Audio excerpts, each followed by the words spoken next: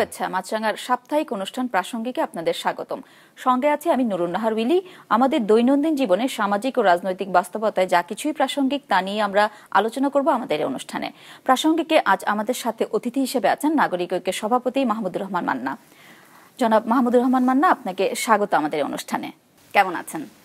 আছি, আমি ভালো আছি, থ্যাংক ইউ। যেহেতু এই সপ্তাহে সব থেকে আলোচিত বিষয় ছিল ডাকসু নির্বাচন, প্রায় 6 বছর পর হচ্ছে নির্বাচন।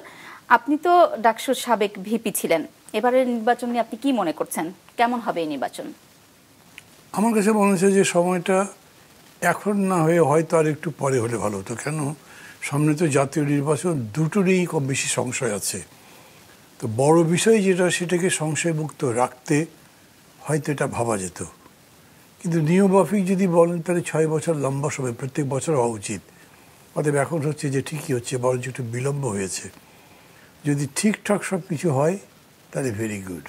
মানে আমি দেখলাম পত্রিকায় যে কোনো কোনো ছাত্র সংগঠন সংশয় প্রকাশ করেছে নির্বাচন যথার্থতা নিয়ে, এটা ভালো মতো হওয়া নিয়ে, এটা একেবারে বানচাল হয়ে যায় কিনা সেগুলো নিয়ে। তো এগুলোকে একপাশে রেখে দিচ্ছি, ধরে নিচ্ছি যে সব কিছু ঠিকঠাকভাবে এগোবে, এখন পর্যন্ত এগোচ্ছে। এরকম যদি ধরি তাইলে আমি বলবো যে এইটা একটা খুবই ঐতিহাসিক সময়। মানে মাত্র বছর গেছে একটা নদী সাঁতরে আমরা এখানে, এবং এইখানে পেছনে এই রক্তের, অনেকে বলে রক্তের দাগ শুকায় নেবে, যে রক্তের ঢেউ প্রবাহ এখন অনুভব করি। খুবই অবাক ব্যাপার যে মানে স্বাধীনতা যুদ্ধের চাইতে বড় কোনো ইতিহাস আমাদের জাতির নাই। গর্ব বলেন, অহংকার বলেন যাই, কিন্তু স্বাধীনতার পরেও আমি দেখেছি বছর খানেকের মধ্যে তার চেতনা অনেক জায়গায় প্রশ্নবিদ্ধ হয়ে গেছিল, অনেকে বীতশ্রদ্ধ হয়ে পড়েছিলেন, বিভিন্ন কথাবার্তা হতো।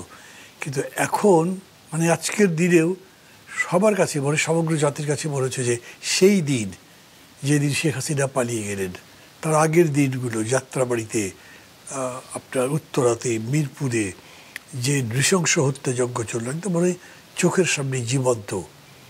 ফলে এই ডাকসু নির্বাচনে সব স্মৃতি আসবে, এবং আমি মনে করি এই ডাকসুতে খুবই বড় আকারে আসবে। একটা নতুন বাংলাদেশ গড়ে তোলবার যে প্রত্যয়, যে আকাঙ্ক্ষা তখন বলা হয়েছিল, সেইটার কথা ছাত্ররা বলবে। কিন্তু আমার মাঝে মাঝে মনে করি ওইটা যদি ভাবি, তাইলে এই যে যাত্রাবাড়িতে, বীরপুরে, উত্তরাতে যেগুলো ঘটলো, ওইটা তো সমগ্র জাতির মধ্যেই ইমপ্রিন্ট থাকবার কথা। ট্রমাটা শুধু ছাত্রদের তা তো না, ট্রমাটা সমগ্র জাতির। ভাবছে না তো জাতি, বরঞ্চ পলিটিক্স অনেক ইনভলভ। আমি দেখছি যে জাতীয় রাজনীতির ক্ষেত্রে মানুষ উৎসাহী, তারা ভোট নিয়ে কথাবার্তা বলছে, এবং জাতীয় রাজনীতিতে তো স্বতন্ত্র এখন আসছে না। আগে জাতীয় রাজনীতিতে অনেকে এমপি হয়ে যেত স্বতন্ত্র।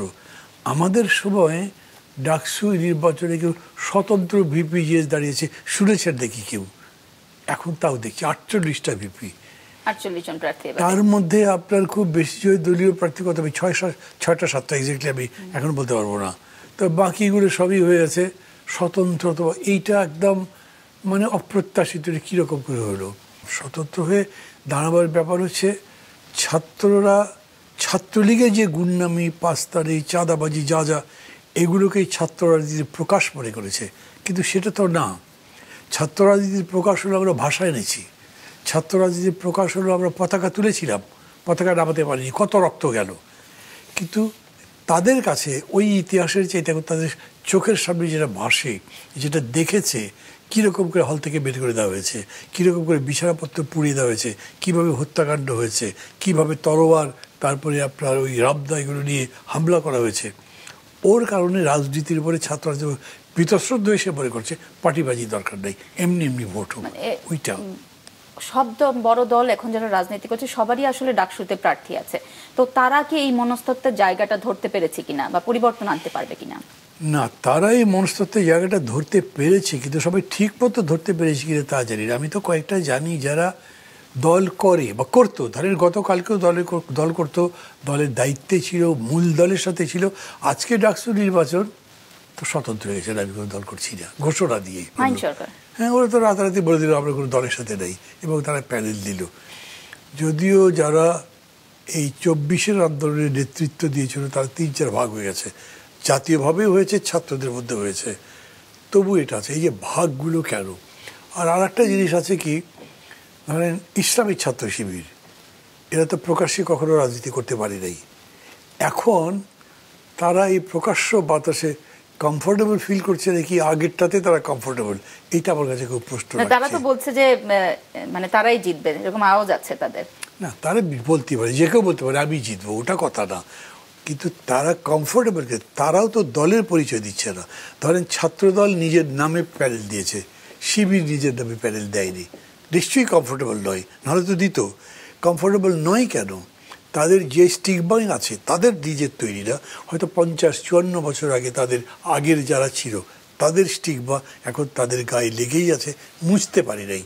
অতএব কাভারেজটা হচ্ছে অন্য সংগঠনের মধ্যে অনুপ্রবেশ করা, তারপর এই যে যেটা গুপ্ত সংগঠন বলছে না সেগুলো, কিংবা ধরেন এখন স্বতন্ত্রতার একটা ব্রেক ধরা। নিজের নামে প্যানেল না দিলেও এটা কিন্তু আসলে সবাই জানে। হ্যাঁ, এটা সবাই যেহেতু চেনে সাদিক কায়েমকে, তো সবাই জানে আসলে তারা আসলে কোথা থেকে দাঁড়িয়েছে। তো তাদের এরকম মানে, এবং আপনি বলছেন অনেক বিভাজন তৈরি হয়েছে, এটা আসলে সামনে তাহলে ডাকসু নির্বাচনটা কেমন হতে পারে? যারা 24-এর আন্দোলনের নেতৃত্বে দিল, দল করতো না, পরে তারা যে মিলে আছে তা তারাই ভাগ হয়েছে। আমি দেখছি অন্তত 3টা। তারা জাতীয়ভাবেও নিজেদের মধ্যে যথেষ্ট মানে কথা কাটাকাটি, বাক বিতণ্ডা হচ্ছে, একজন আরেকজনকে দোষারোপ করছে। বৈষম্য বিরোধী ছাত্র আন্দোলনের প্যানেল, বৈষম্য ছাত্র আন্দোলন তো নাই এখন, বা আছে, তাদের সাথে যারা আছে, বাকসাব যেটা করলো গণতান্ত্রিক ছাত্র পরিষদ বা সংসদ, আর তারা ওদের সাথে নাই। আবার তারা তাদের নামে করছে না, তারা স্বতন্ত্র হিসেবে করছে। এই সব থেকে বলছে তারা নিজেদের আইডেন্টিটি ঠিক করতে পারছে না, কী নামে আসবে। আমি বলছি যে ধরেন যে দল করে তার কিন্তু একটা কমিটমেন্ট আছে, হয়তো চাঁদাবাজি করে কিন্তু তারপরেও সে কোনো জায়গায় বাধা আছে। কিন্তু স্বতন্ত্র ইজ আ ফ্রি ইলেকট্রন, যে কোনো দিকে ঘুরতে পারে। তাকে যদি ধরেন সে নির্বাচিত হয়েছে, নির্বাচনের পরে তাকে বলা হলো আজকে এই ছাত্রদের দাবি, ওই যে অতীতে মারা গেছিলো তার জন্য আমি এটা করবো, সে যদি বলে আমারও দায় নাই, ও তো স্বতন্ত্র, মানে কোনো পার্টিকুলার কমিটমেন্ট যে জায়গা নেই। কিন্তু আমি মনে করছি এই নির্বাচন 24-এর এই চেতনাকে উপেক্ষা করে এড়িয়ে ডিঙিয়ে যেতে পারবে না।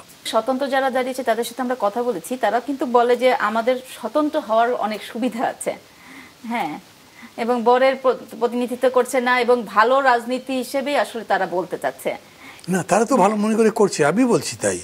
কিন্তু সত্যি হচ্ছে ধরেন এইবার যদি তারা অ্যাডভান্টেজ পায়ও, একটা দুটো নির্বাচনের পরে স্বতন্ত্র প্রার্থী হতে পারবে না। আমি আমার অতীতের অভিজ্ঞতাই বলছি, আমাদের সবাই। মানে আপনার সময় আমি একটু জানতে চাইবো, আপনার সময় আর এই সময় ডাকসু নির্বাচনের মধ্যে পার্থক্যটা কি দেখছেন? মানে তখন তো 3টা প্যানেল বলেন, মূলত 2টো। একটা প্যানেলে আমি ছিলাম, আরটাতে ওবায়দুল কাদের ছিলেন, আর ছাত্রলীগের প্যানেলে ছিল কাজী আকরাম। আমি বলবো 3জনই আমরা প্রায় সমান সমান ছিলাম। আমাদের রাজনীতির, ছাত্র রাজনীতির যে রেকর্ড আগে থেকে আমরা যত যাই করেছি, আমাদের যে পারফরমেন্স ছাত্র হিসেবে আমাদের জন্য যতটুকু অর্জন, এগুলো প্রায় সমান সমান ছিল।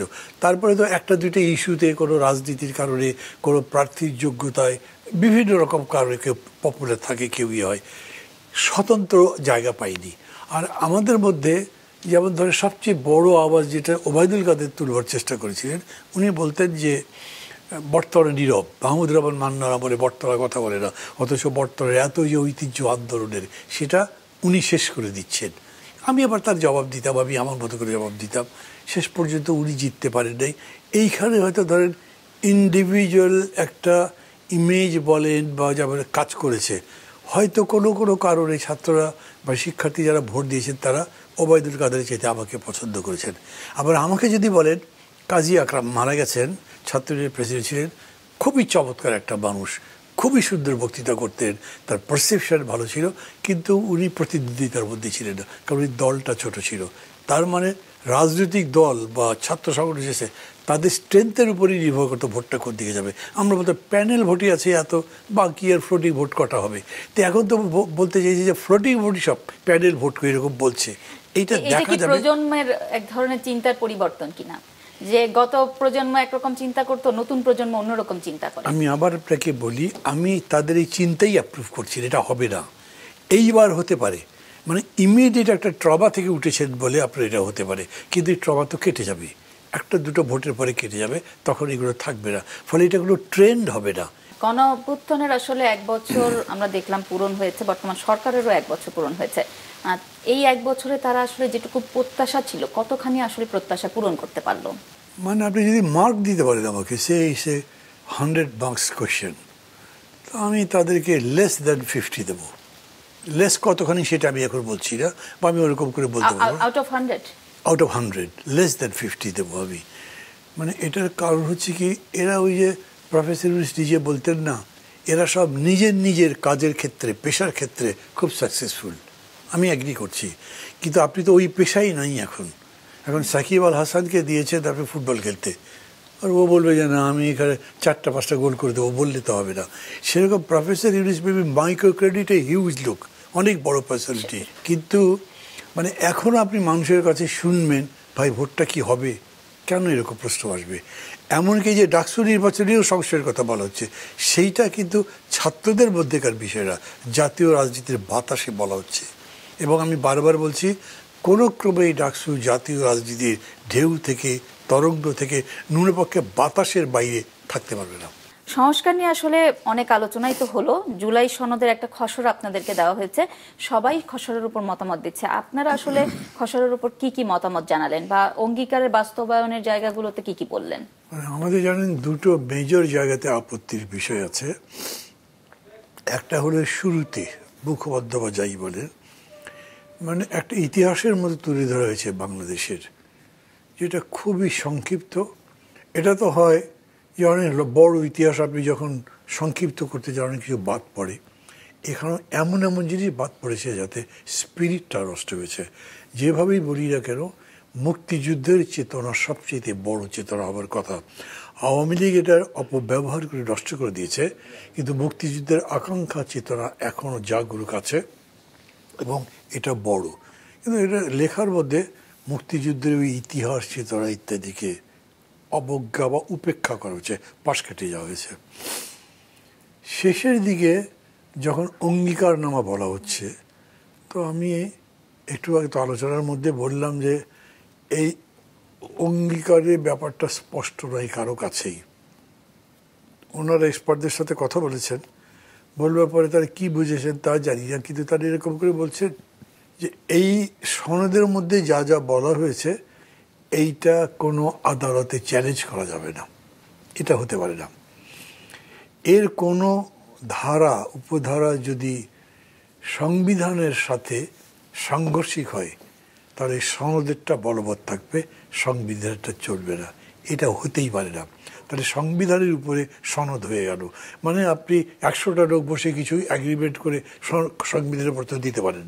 কোন কোন জায়গায় আসলে ঘাটতি রয়ে গেছে বলে আপনি মনে করছেন? মানে পলিটিক্যাল ফিল্ড যদি বলেন তাহলে বিরাট ব্যাংক আছে, তবে এর মধ্যেও আবার কোয়ালিফিকেশন করা উচিত।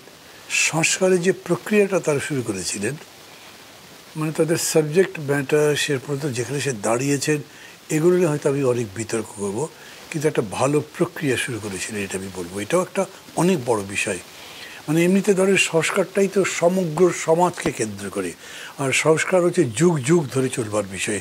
এটা হঠাৎ করে আপত্তিক বিষয় না, 5 বছরের জন্যে 10 বছরের জন্য সেরকম না। সংস্কার করতে করতে পৃথিবী এত দূর আসছে, একটা দেশ এগুচ্ছে। তো ওইখানে ইতিহাসের কোনো একটা অতি ক্ষুদ্র জায়গা ধরে তারা করছেন, বাংলাদেশের মতো ছোট একটা দেশ ধরে করছেন, অনেক কোনো অভিজ্ঞতা নেই যে কোথায় কোথায় কী কীভাবে সংস্কার হয়েছে। তারপরেও তারা যেরকম করে করেছেন, ধরে প্রথম একটা কথা আমি বলি, মানে বেশ কিছু না, হয়তো 5 বছর আগে বা 3 বছর আগেও ছিল, ভালো ছাত্র রাজনীতি করে না, একটা সেলিব্রিটি রাজনীতি করবে না, মানে রাজনীতি এটা একটু দূরের জিনিস, আনটাচেবল, ওর মধ্যে না গেলেই ভালো। কিন্তু এই সংস্কার সমগ্র জাতিকে ইনভলভ করে ফেলেছে। মানে কনস্টিটিউশনের কী কী অ্যামেন্ডমেন্ট আনলে আরেকবার স্বৈরতন্ত্র ফিরবে না, এটা একটা সাবজেক্ট ম্যাটার অফ ডিসকাশন। ঠিক একইভাবে ধরেন কোন পদ্ধতি নিলে নির্বাচনটাও গ্যারান্টিড হবে, সেটা একটা ডিসকাশন, সবাই পার্টিসিপেট করছে। এবং আমি দেখছি যে এটা যে খালি সাধারণ এই টক শোতে হচ্ছে বা সেমিনারগুলোতে হচ্ছে তারা, আমি তো গ্রামে গেলে ওইখানেও দেখে আলোচনা হচ্ছে।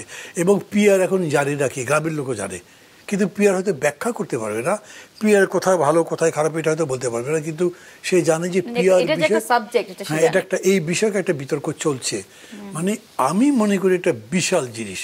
আপনি জানেন আমি এখন মাঝে মাঝে বলি কেউ কেউ রাগ করেন, কিন্তু রাগ করলে আবার কী করার আছে। এত বড় যে বাগড়া কাটা জাতির 6 দফা আওয়ামী লীগের মতো একটা পার্টি যারা নেতৃত্ব দিয়েছে তাদের সেন্ট্রাল কমিটির বহু লোক 6 দফা পড়েনি, অথচ এখন সংস্কার প্রস্তাব কি পড়তে হচ্ছে। ধরেন আমার একটা সেন্ট্রাল কমিটি 35 জনের মতো মেম্বার, আমি সেন্ট্রাল কমিটির মেম্বার মিটিং ডাকছি, রেখে বলছি পড়েছেন সবাই, কি কি সাজেশন বলেন, কোনটা টিক দেবো, রাইট দেবো, কোনটা ক্রস দেবো। সবগুলো পার্টি যারা যারা সাজেশন দিয়েছে তাদের করতে হয়েছে না, তারপর তাদের ডিসকাশনে বসতে হয়েছে, অন্তত 1-1.5 মাস ধরে এটার উপর তাদের কথা বলতে হয়েছে, এখনও শেষ হয়নি। That is a huge thing. কিন্তু তারপরে অভিজ্ঞতার অভাব ইত্যাদির কারণে এই যে বলেছে না একটা ঐক্যবদ্ধ গড়ে তুলতে হবে, মানে এরকম কথা বলা যায়, ঐক্যবদ্ধ কি কখনোই হয়? আমাদের পৃথিবীর ইতিহাস যদি দেখেন তাহলে কোনো কোনো জায়গায় তো এরকম কি হয়েছে? হয়নি। এমনকি পৃথিবী সূর্যের চারদিকে ঘোরে না, সূর্য পৃথিবীর চারদিকে ঘোরে।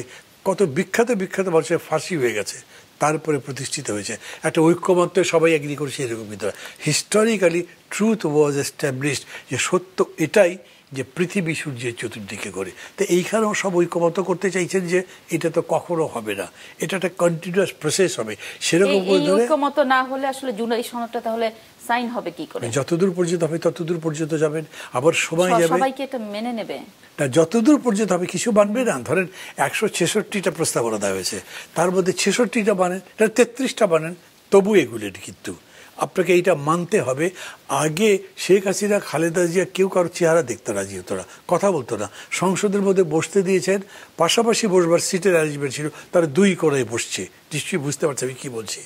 সেই জায়গায় এতগুলো পার্টি পাশাপাশি বসছে, ঝগড়াঝাঁটি বানাবানি, টক শোর মধ্যে একজন রাজ্যদিকে আঙুলদের মধ্যে চোখ বের করে দেবে, এরকম দৃশ্য দেখে টক শো বন্ধ হয়েছে, এরকম তো মনে আছে অনেকের।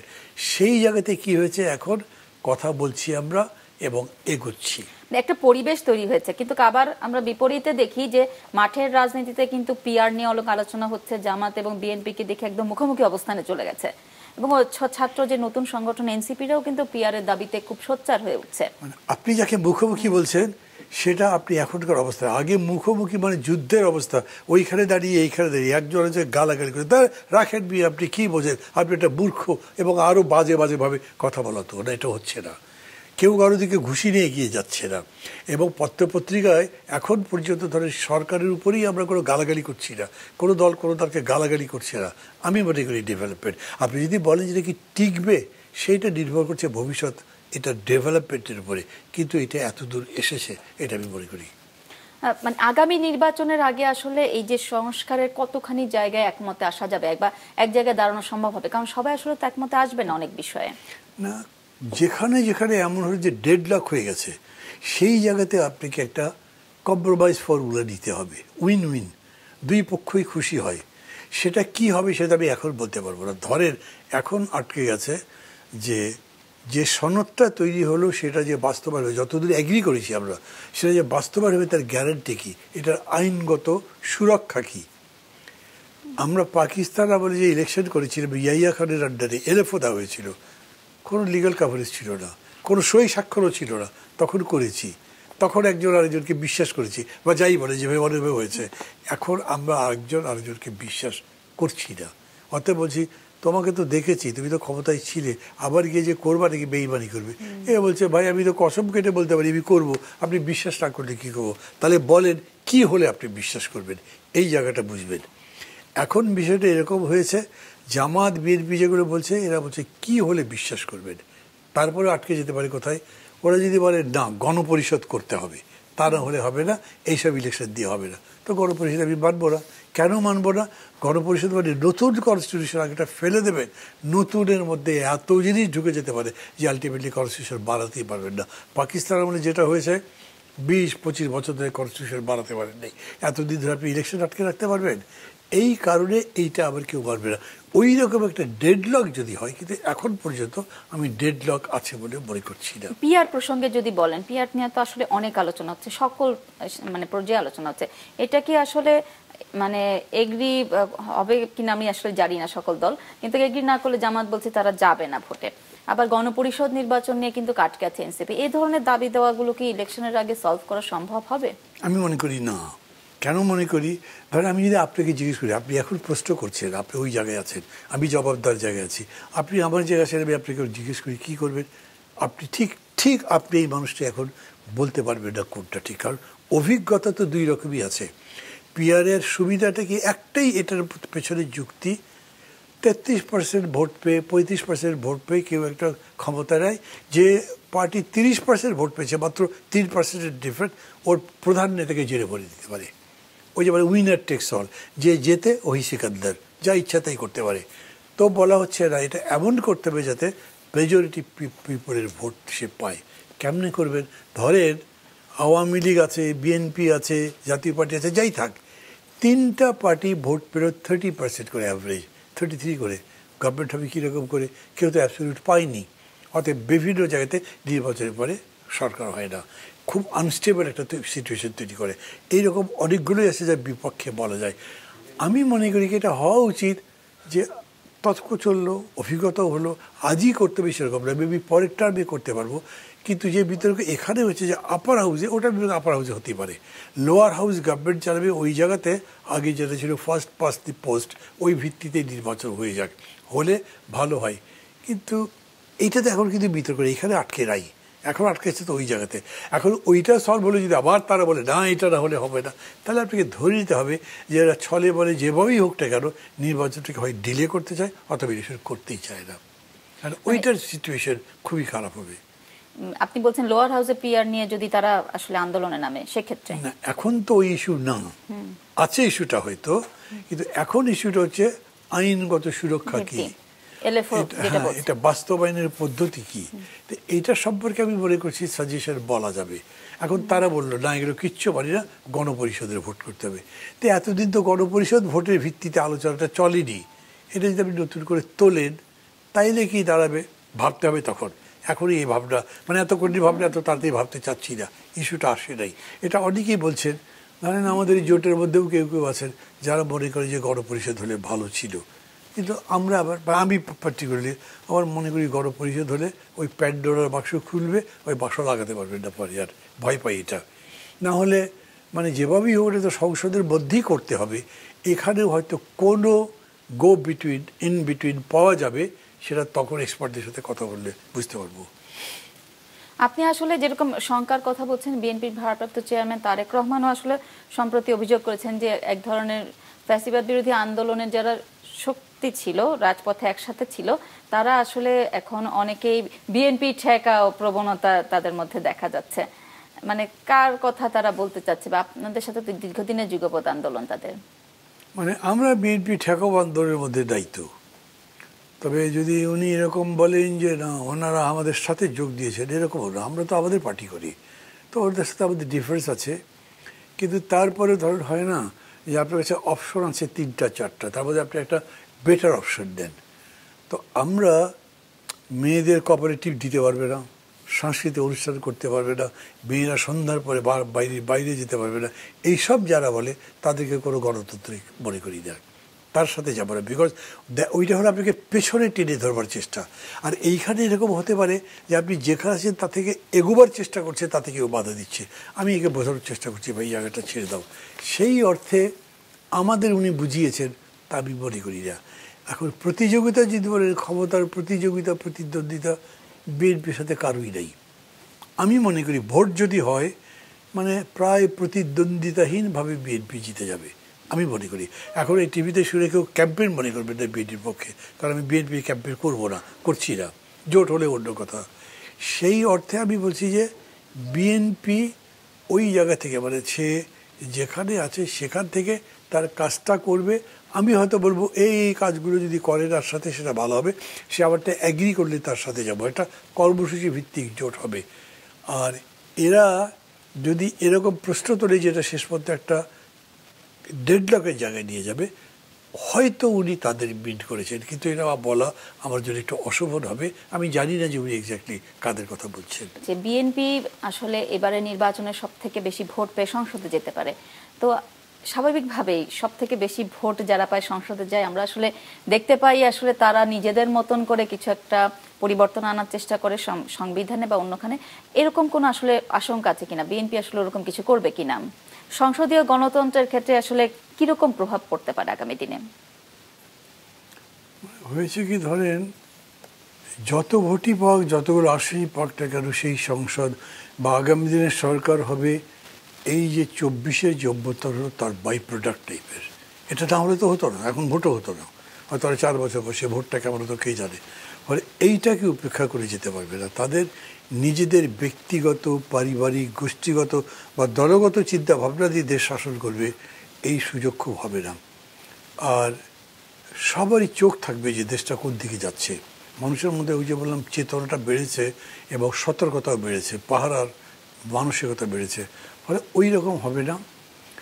যদি বলেন তাহলে দৃশ্যত এরকম কিছু দেখা যাচ্ছে না যে বিএনপি এরকম একটা ধান্দা নিয়ে আছে বা এই একটা বিশেষ মডেল বা এই একটা কিছু তারা চাপিয়ে দিতে চায়।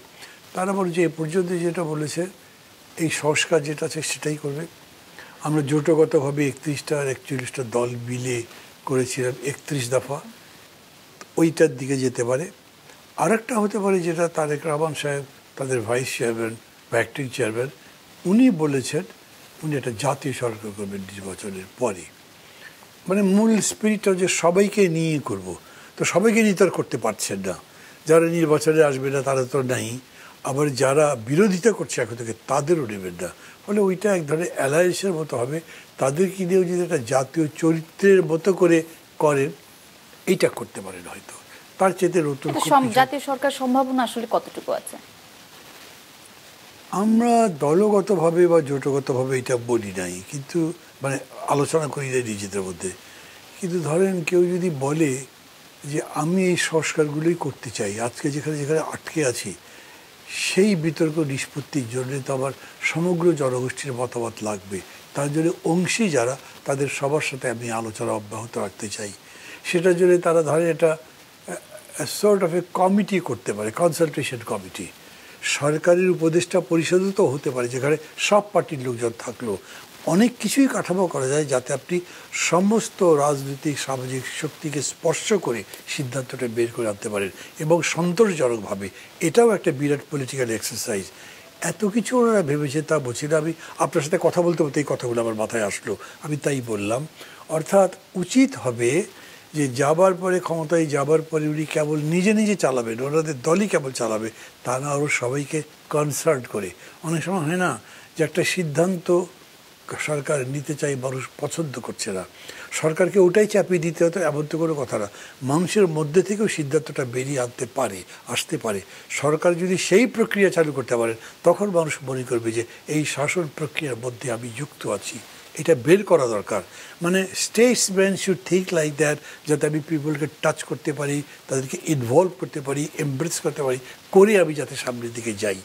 এসব কথা তারেক রহমান সাহেব বলছেন, আমি দেখছি, কিন্তু এটা ডেপথে ভেবে ভেবে কিনেছে তা নিয়ে আলোচনা তো আর হয়নি। নির্বাচন কমিশন নিয়ে যদি বলেন, আমরা যেটা আগে জিজ্ঞেস করলাম যে আপনি বলছেন যে বিএনপি হয়তো অনেক বেশি ভোট পাবে এবং বিএনপি জনপ্রিয় দল, সেক্ষেত্রে নির্বাচন কমিশন কি প্রভাবমুক্ত ভাবে এবার নির্বাচনটা করতে পারবে? মানে আমরা প্রশ্নই এরকম করে করি, কিন্তু নির্বাচন কমিশন কি ভোট করে নাকি? এখন নির্বাচন কমিশনকে আপনি এক্সটেন্ডেড ফর্মে যদি বলেন যে অ্যাডমিনিস্ট্রেশনের একদম লোয়েস্ট লেভেলে যে ইউনিটগুলো আছে সেগুলোকে মিলে নির্বাচন কমিশন, তাহলে প্রশ্নটা আরেক রকম। সেটা যদি বলেন পুলিশ কোনোভাবে, বর্তমানে যে অবস্থা, আইন শৃঙ্খলা পরিস্থিতি তো আসলে আমরা জানি আসলে পুরোপুরি নিয়ন্ত্রণে আছে সরকারের, সেরকম যেরকম না, মানে পুরোপুরি নিয়ন্ত্রণ, গভর্নমেন্টের কোনো নিয়ন্ত্রণই নেই আইন শৃঙ্খলার উপরে। ওই প্রশ্নটা আপনি করেছেন, আমি বিশত্ব বলতে পারি নাই। শুধু পুলিশ বলে না, অ্যাডমিনিস্ট্রেশনের উপরে সরকারের খুব বেশি নিয়ন্ত্রণ দায়িত্ব। বা এই গভর্নমেন্টের আছে কি, কেবলমাত্র মানুষ তাকে সাপোর্ট করছে, বাবা তোমাকে ছাড়া ওর উপায় নেই, অতএব তুমি থাকো, তাছাড়া গভর্নমেন্টের কিছু নেই। তো সেই গভর্নমেন্ট করতে পারবে কেমনে? নির্ভর করছে on the cooperation of the others. মানে ওই যে আপনি বলেন না, প্রেস সচিব দাবি করছেন 90% বা না 10-এর মধ্যে 9 দিয়ে দেবেন তাকে, 10-এর মধ্যে 9 বাকি যে অংশী যারা তাদেরকে দেন। আপনাদেরকে যে মানছে সেটাই তো বিরাট কথা। অনেক কিছুই হচ্ছে যেগুলো সরকারের পছন্দ করে, জনগণের পছন্দ হচ্ছে না, তেমনি তো ভাঙচুর করে একটা বাধা সৃষ্টি করবার সেটা চেষ্টা করা হচ্ছে না। সবাই একটা ক্রাইসিস হলে সমাধান করবার চেষ্টা করছে। আমি মনে করি যে সেদিক থেকে নির্বাচন কমিশনকেও পলিটিক্যাল পার্টিগুলো সহায়তাই করবে। তার মধ্যে আবার কথা আছে, নির্বাচন তো শেষ পর্যন্ত ক্ষমতার ডিসিশন হওয়ার বিষয়। আর পলিটিক্সের কোর কোয়েশ্চেন হচ্ছে রাষ্ট্র ক্ষমতার প্রশ্ন। তখন যদি মনে করেন দেখা যায় যে পুলিশ বিএনপির কথা বেশি শুনছে, তো বিএনপি নেতা বললো আচ্ছা 20টা ছেলে যাবে আমার, ওদের একটু সাহায্য টাহ্য করবে, মানে সিল পিটাতে শুরু করে দিল, পুলিশ কিছুই করলো না। কে ঠেকাবে? বলছে আর্মিকে এটা পাওয়ার দেবে, পুলিশ গিয়ে আর্মি গিয়ে পুলিশের সাথে করবে নাকি? মানে এই সমস্ত প্রশ্নগুলো ক্লিয়ার না। আগে তো একটা প্যাটার্ন ছিল, এইভাবেই চলতো। এখন একটা নতুন ছাঁচে ধরেন আমি যে প্রশ্ন করছি, আমি কিন্তু সরকারকে আবার কাঠগড়ে দাঁড় করছি না। আমি জানি না, সরকারও জানে না এটা কিভাবে করবে। তারা পুলিশকে অ্যাড্রেস করতে পারে নাই, তারা আর্মিকে ক্ষমতা দিয়ে দিয়েছে, কিন্তু আর্মির তো এইভাবে কোনো অভিজ্ঞতাই নাই। সে ভোটে কি করবে, কিভাবে করবে, তো সে তো জানে না। ক্ষমতা কতটা, এই দেখলে অ্যারেস্ট করে নিয়ে চলে গেল, এই করতে পারবে, আর বেশি কিছু করতে পারবে। আপনার কথায় আসলে আমরা একটু শঙ্কার গন্ধ পাচ্ছি। এরকম কিন্তু অনেকেই আসলে শঙ্কার কথা বলছে যে ফেব্রুয়ারিতে আদৌ নির্বাচন হবে কিনা। সরকার বারবার বলছে হবে, কিন্তু অনেকে বলছে হবে না, বা এই ধরনের এক ধরনের শঙ্কা আছে। নির্বাচনী পরিবেশ নিয়েও শঙ্কা আছে। এটির কি আসলে কোনো ভিত্তি আছে? মানে আমি যদ্দূর বলেছি সেটা বাস্তব বলেছি, কিন্তু সেটাকে টেনে নির্বাচন হবে না জায়গায় দিচ্ছি না। আমি ওইখান থেকে বলছি নির্বাচন হওয়া সম্ভব, এটা অ্যাড্রেস করা যায়। এখনো পর্যন্ত এটা নিয়ম মানে কন্ট্রোলের বাইরে যায় নাই। কাজেই ওই আশঙ্কা আমি করছি না যে নির্বাচন হবে না। তবে উপাদান তো আছে, সবসময় আছে। মানে কিছুই হলো না, ধরেন একটা বিদেশি খেলা হয়ে গেল, কিছুই নাই, কিন্তু তারপরে বিদেশি দেশের বিশেষ বিশেষ বাহিনী অন্যদের দিয়ে একটা খেলা খেলে দিল, কত কি তো হতে পারে। ওগুলো বাদ দিলে স্বাভাবিক যে প্রক্রিয়া, সেটা এখনো পর্যন্ত সংশোধনযোগ্য এবং নির্বাচন অনুষ্ঠানে সক্ষম বলে মনে করি। আমরা আসলে জুলাইয়ে এক ধরনের ঐক্য দেখেছিলাম, গত জুলাইয়ে। এখন আসলে এসে কিন্তু সেই ঐক্যটা আমরা দেখি না। তো নানা পক্ষের মধ্যে বিশ্বাস অবিশ্বাস বিভেদ তৈরি হয়ে গেছে। তো এই বিভেদের মাঝখানে অনেকেই বলে যে পতিত ফ্যাসিবাদ বা আওয়ামী লীগ আসলে ফিরে আসার এক ধরনের সুযোগ তৈরি হচ্ছে। তো আশঙ্কার কথা যেহেতু আছে, তো এইটি ক্ষেত্রে আসলে আওয়ামী লীগের ফিরে আসা আদৌ সম্ভব কিনা, বা সম্ভাবনা যে কথাগুলো বলা হচ্ছে এটা আসলে কোনো ভিত্তি আছে কিনা? প্রথম কথা বলি, জুলাই আপনি খুব ঐক্য দেখেন নাই, আসলে আপনি কিছুই দেখেন নাই। এনসিপির যিনি কনভেনার হয়েছেন নাহিদ ইসলাম বলেছেন যে ওনারা চাচ্ছিলেন একটা জাতীয় সরকার হোক, এবং বিএনপির মহাসচিব সেটা রাজি হননি। তাহলে তো মূল প্রশ্নেই আপনি ঐক্যবদ্ধ ছিলেন না। সরকারটা ফেলে দেবো ঐক্যবদ্ধ ছিলেন, কিন্তু সরকার গেলে কোন সরকার আসবে, কি আসবে, তাতে ঐক্যবদ্ধ ছিলেন না। সবচেয়ে বড় প্রশ্নেই ঐক্যবদ্ধ ছিলেন না। পরে তারপরে ধরে ঐক্যের একটা ফর্মত দেখা গেছে, লোকজন দেখেছে সব একসাথে কাজ টাজ করছে, কিন্তু দিন যত গেছে তত মতের পার্থক্য, এটা তো খুব স্বাভাবিক, তাই দেখছেন এখন। এই কারণে আওয়ামী লীগ আসবে এটা কোনো কথা নয়। এখন আওয়ামী লীগ আসবে না। এখন আপনি যদি বলেন না ঠিক আছে আওয়ামী লীগকে আমি নির্বাচন করতে দিলাম, তাহলে আসবে। কিন্তু যদি না দেন তাহলে কীভাবে আসবে? তারা দাঁড়াতে পারবে নাকি? পারবে না। এই নির্বাচন পর্যন্ত আপনার ওই ক্রাইসিসটাই। আচ্ছা, নির্বাচনের পরে একটা গভর্নমেন্ট আসলো, যে এই গভর্নমেন্ট এরকম একটা শাসন দিতে পারলো, মানুষ হ্যাপি, তখন কি আওয়ামী লীগের কথা শুনবে? শুনবে না। তার মানে সুশাসন যদি আপনি গ্যারান্টি করতে পারেন, তাইলেও আসবে না, কারণ ওইটা একটা দুঃশাসন ছিল। মানুষ ওটা সম্পর্কে বিভীষিকা দেখে। কিন্তু মানুষের কাছে কখনো যদি বলা হয় দুনিয়ার চাইতে তো আগেই ভালো ছিলাম, মানে এমন একটা আইন শৃঙ্খলার অবনতি হলো, এমন দ্রব্যমূল্য বেড়ে গেল, সব কিছু তার সহ্যের বাইরে, তার মনে হতে লাগলো ওর চাইতে তখন কি খারাপ ছিলাম, তখন এই চান্স আছে। তার আগে এখন যদি ধরেন প্রতিবেশীরা মনে করে সরকার থাকতে দেবো না, শক্তি দিয়ে গুড়িয়ে দেয়, সেটা আর একটা কথা, সেটা বলছি না আমি। বাংলাদেশে আসলে এক ধরনের উগ্রবাদ মাথাচাড়া দিয়ে উঠেছে বলে, দক্ষিণপন্থীদের উত্থান হয়েছে বলে অনেকেই আশঙ্কা প্রকাশ করেন। আপনারও কি একই মত কিনা? যেরকম করে বলছে সেরকম করে নয়। প্রথম কথা হচ্ছে উগ্রবাদ মাথা চাড়া দিয়েছে সেটা আমি বলবো না, কিন্তু এটা ঠিক ধরেন যে বডি পলিটিক অনেক বদলে গেছে, মানে রাজনীতির যেটা চালচিত্র সেটা বদলে গেছে। যাদের সাথে 5 আগস্টের আগে বসতেন না, কথা বলতেন না, তাদের সাথে একসাথে খাচ্ছেন, আলোচনা করছেন রাজনীতি নিয়ে। এর মানে কি উগ্রবাদ এসছে? তা না। আগে মনে করতেন যে তারা ধর্মীয় মৌলবাদী, তারা আসছে। এই প্রশ্ন তুলে কি বলছেন, এখন কপালে টিপ দিতে বলছে, বানা করছে। কক্সবাজারের সমুদ্র সৈকতে নারীরা অপমান করেছে, আপনার যে কী বলে মাজারে আগুন লাগিয়ে দিয়েছে, এই কারণেই কি মনে করছেন? এগুলোকে উগ্রবাদ বলে না। এটা এক ধরনের উগ্রবাদের ছায়া আছে, কিন্তু উগ্রবাদের বিকাশটা এটা ভেতরে ছিল। যখন দুঃশাসন চলেছে 15 বছর, সেই দুঃশাসনের মধ্যে ওই যে গুপ্ত রাজনীতি, অনুপ্রবেশ করে রাজনীতি, ওই চর্চাটা ছিল, সেটার প্রকাশ এখন দেখছেন। এই প্রকাশ আজ হোক কাল হোক একভাবে দেখতেন। কিন্তু রাজনৈতিকভাবে যদি বলেন, তাহলে এখনো পর্যন্ত বাংলাদেশের মানুষ একটা উদারনৈতিক গণতান্ত্রিক চিন্তা ভাবনা দিয়েই বিশ্বাসী এখনো পর্যন্ত। এই কারণে বিএনপি বেশি ভোট পাবে বলে মনে হয়। সাংগঠনিক শক্তি, ডিসিপ্লিন, কমিটমেন্ট যদি বলেন, তাহলে তো বিএনপির চাইতে ওই রকম দল একটা দুটো আছে, তারা কিন্তু আসছে না জনগণের সমর্থন নিয়ে। এই জিনিসটা বুঝতে পারলে যারা ওই রকম উদারনৈতিক রাজনীতির চর্চা করছেন, যারা উগ্রবাদ মৌলবাদকে বিরোধিতা করতে চান বা করেন, তারা যেন নিজেদেরকেও সেরকম করে সাজান যাতে তাদেরকে আরও গণতন্ত্রী, সত্যি সত্যি উদারনৈতিক এবং আরও প্রশস্ত হৃদয়ের মানুষ মনে হয়, তাইলে এটা কোনো সমস্যা না। মুক্তিযুদ্ধকে পাশ কাটানো হয়েছে, এটা আসলে সূক্ষ্মভাবে করার চেষ্টাটা কেন হয়েছে? একটা হচ্ছে, এখন এই আন্দোলনের সাথে যুক্ত হয়েছে এমন শক্তি যারা মুক্তিযুদ্ধে ছিলেন না, মুক্তিযুদ্ধের বিরুদ্ধে ছিলেন। তারা কোনোদিনও মুক্তিযুদ্ধকে গৌরবান্বিত করে, প্রশংসা করে কথা বলেননি। তো তারা কি চাইবেন, এবং তাদেরকেই সরকার ফোকাস দিয়েছে বেশি। তো তারা চাইবেন যে মুক্তিযুদ্ধ যত কম উচ্চারিত হয় ততই ভালো, এটা হতে পারে। মানে সামনের দিনে তাহলে বিরোধী দল হিসেবে আমরা কাকে দেখতে পাবো, কি মনে হয়? খুবই $1,000,000 কোয়েশ্চেন, যার জবাব আমি জানি না আসলে। মানে জানেন, এই ক্রাইসিসটা হয়েছিল ভারত বিভক্তির পরে।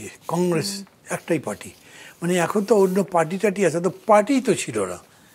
তো নেহরু তখন জর্জ ফার্নান্ডিসকে ডাকলেন, অন্যদিকে বামপন্থী যারা ছিল তাদের ডেকে বলে তোমরা একটা অপোজিশন পার্টি করো। মানে কংগ্রেসই তাদের জন্য স্পেস তৈরি করবার চেষ্টা করলো। আমি জানি না, এখন যদি আমি এরকম করে ধরি যে বিএনপি হচ্ছে ওই বড় দলটা, তারা কি অন্যদের স্পেস দেবার চেষ্টা করে, চিন্তা করে? অন্তত আচরণে, উচ্চারণে এটা আসেনি, কিন্তু তাদের এটা ভাবার কথা। ভাবছে কি বোর্ডের মধ্যে ঢুকি নাই? এই প্রশ্ন আমি যেমন আপনার কাছে করছি, তার এই প্রশ্ন আমি তুলছি আপনাকে। তাহলে যদি কোনো স্পেস তাদের, তাহলে যেটা দেখা যাচ্ছে, যে প্রশ্ন একটু আগে করলেন, উগ্রবাদ মৌলবাদ, তারাই ওই জায়গায় নিতে পারে। সেটা কি বিএনপি ভাবে? যদি ভাবে, তাহলে তার জবাব কি তাদের বলতে হবে। এই প্রশ্ন আমাকে করলে থিওরিটিক্যাল আমি জবাব দিতে পারবো, প্র্যাকটিক্যাল তার কোনো ইমপ্লিকেশন থাকবে না। কিন্তু বিএনপির সাথে আসলে আমরা দেখেছি, আপনারা যুগপৎ আন্দোলনে ছিলেন, বিএনপি বলেছে যে তারা সামনের দিনে হয়তো জোটগতভাবে নির্বাচন করতে পারে। আপনার দলও তো আসলে তাদের সাথে আন্দোলনে ছিল, আপনারা বিএনপির সাথে এক জোটে যাবেন কিনা? যাবো, তাদের অফারটা কি সেটা বুঝতে চাই আগে। অফার মানে বলছি যে ধরেন এতক্ষণ ধরে আপনার সাথে যে কথাটা বললাম না, সেই রকম করে দেশ গড়বে একটা কর্মসূচির ভিত্তিতে, একটা পদ্ধতি নিয়ে আমরা সরকার পরিচালনা করতে চাই। রাজি যদি থাকে যাবো না কেন, তা যাবো। কিন্তু যদি এরকম হয় যে তাদের একটা ইমেজের ক্রাইসিস আছে, আমাদের মধ্যে কিছু ভালো ভালো ইমেজের লোক আছে, আমাদেরকে নিয়েও ওই ইমেজটা কাভারেজ দিয়ে তারা তাদের মতো চলতে চাইলো, দ্বিতীয়বার ভাববো এটা যাবো কি যাবো না। ধন্যবাদ মাহমুদুর রহমান মান্না, আমাদেরকে সময় দেওয়ার জন্য। সময় হলো বিদায় নেওয়ার। দর্শক, এই ছিল আমাদের আজকের প্রাসঙ্গিকে। পরবর্তী পর্বে আবারও হাজির হব নতুন কোনো অতিথিকে সাথে নিয়ে। সেই পর্যন্ত শুভরাত্রি।